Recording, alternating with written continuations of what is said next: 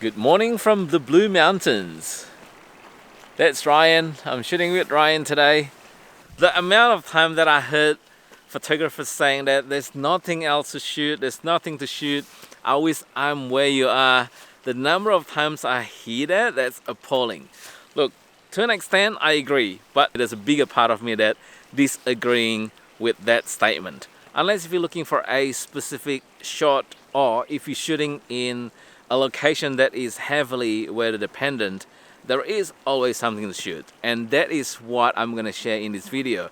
To share the tips, how I look, how I see, and let's get your eyes trained.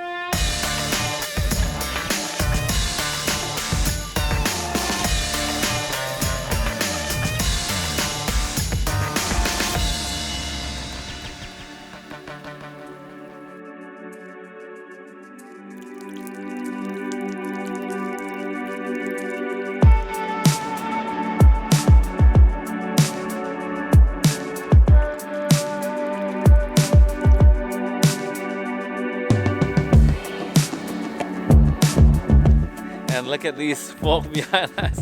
We got some pretty good shots out of this, isn't it, Ryan? Yeah, it was awesome. Yeah, that was good. That was good.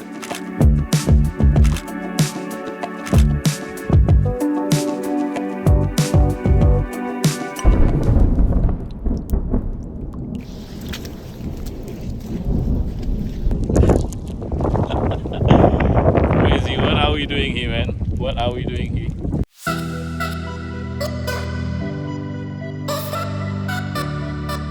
The mountain gets a bit crazy with the weather, so that's why I am here.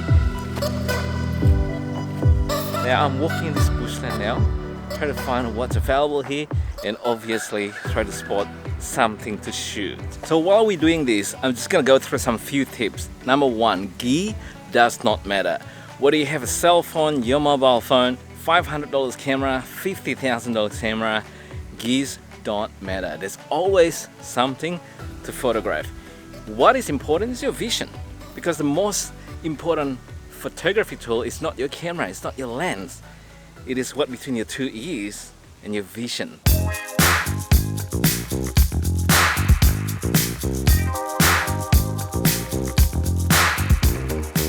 Tips number two is to find shapes.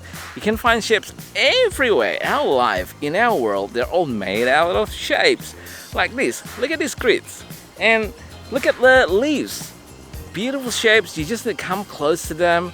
And shapes can be rock formation, that can be bark from the trees, that can be flowers, or it can be a letter look-alike shapes. And talking about shapes, look what I found.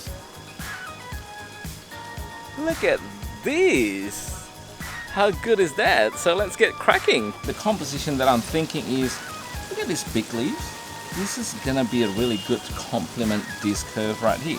So if I'm just zooming in and just take about this composition, I reckon it's gonna work. Let's give it a go. You know what's missing from this composition?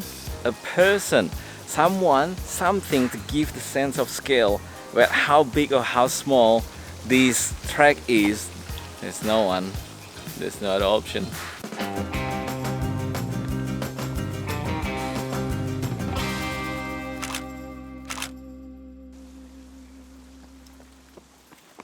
Right, photography is an exhausting subject.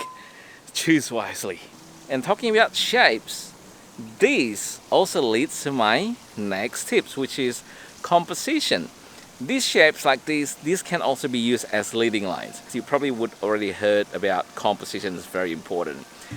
This is not the rule that said that you have to follow, that you must follow, but it's good to understand so that you can break it if you need to. Talking about composition, there's so many compositions you can find around us. Look for tree canopies, look for framing. You can shoot through something, create a nice framing, create the depth. And there's a lot more. You just need to look and let your imagination run wild. Look what I found. And look what I found. The main subject, the foreground. Oh yeah, this looks good. A bark and the steps. The bark itself look beautiful, and combined with these steps, this is gonna make really nice composition.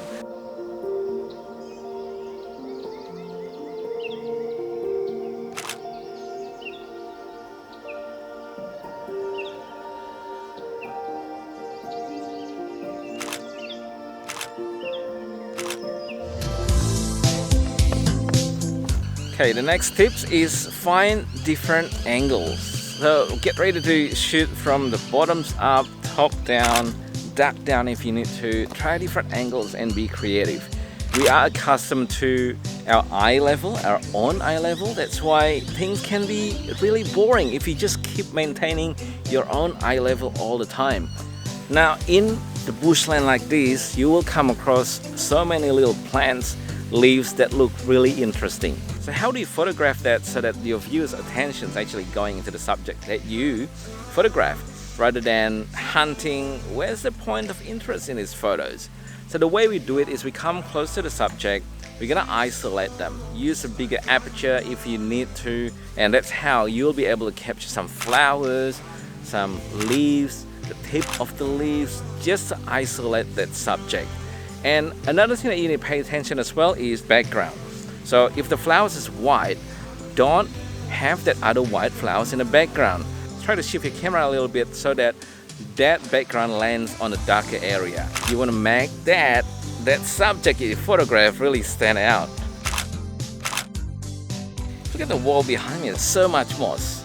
And, oh, look at this. If you look at the background, it can be very distracting if you don't isolate this specific subject. There's a bunch of leaves that growing off the wall with moss. I think we can use the moss as a foreground and use that as the hero in our next shot. So as we drove past, we saw this bunch of trees on the side of the road. So this is definitely something that photography worthy. Do you see Ryan over there? So Ryan actually gives a really good sense of scale towards the trees behind us. So what I'm going to do, I'm going to get Ryan to be in the foreground, and I might just get a bit more creative, just get Ryan to walk past fast, and I'm shooting with the low shutter speed, and let's see how that turns out.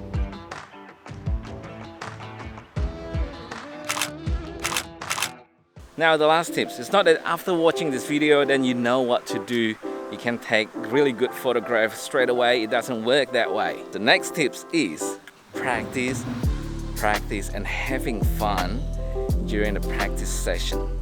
It is important for you to love the process, and that's how you grow, that's how you get better. You might not be perfect, I'm not perfect, but you will get better.